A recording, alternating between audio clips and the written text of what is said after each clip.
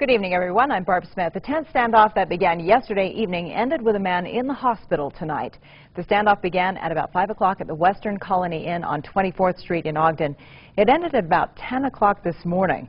The suspect shot himself in the chest when SWAT members stormed the motel room where he was holding a woman hostage. ABC's Jonelle Merrill is live at that motel. And Jonelle, we understand the suspect was updating his Facebook page during this whole standoff?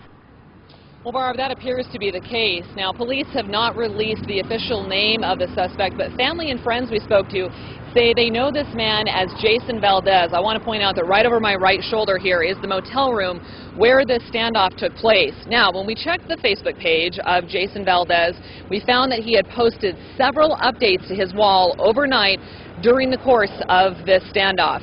Apparently, this all began when police tried to serve Valdez with a felony drug warrant on Friday. The 17-hour standoff between the man known as Jason Valdez and Ogden police ended when SWAT members entered his room at the Western Colony Inn on Saturday morning.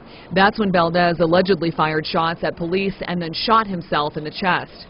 Family members who spoke to Valdez during the standoff say he told them he was not coming out. He was saying his goodbyes to me, the way he was speaking to me, but not like, hey, it's a done deal, but you know, I love you, Manuel, and I gotta let you go. I'm sorry this is happening. According to family, Valdez has been in prison before and does not want to go back, leading him to avoid police by entering the motel room. He just didn't want this life anymore. He didn't want to go back to prison. He just doesn't.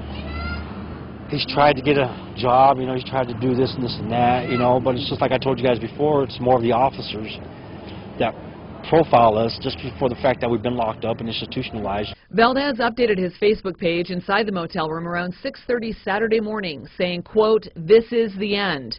Then, an hour later, another post about letting the female hostage go and then firing some shots. Friends say Valdez would never hurt anybody but himself. I just want to say something. I just want to say, Kay. He's a good guy. That dude is a good dude, and he'll do anything for anybody, Kay. And he helped me out a lot. Family and friends are glad to know Valdez and the girl made it out alive, but say it did not have to end this way. I try to talk to him just to come out, you know, with your hands up, this and that. You don't need it. You got family out here that love you. Now, it's not clear whether Valdez knew the girl he was allegedly holding hostage inside this motel room, but according to police, she was unharmed during the incident. Meanwhile, Valdez is in the hospital with a self-inflicted gunshot wound. His condition is unknown at this time.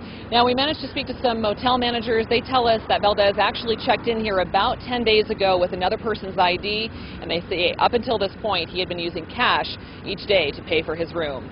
Reporting live in Ogden, Jonelle Merrill, ABC 4 News. Thank you, Jonelle.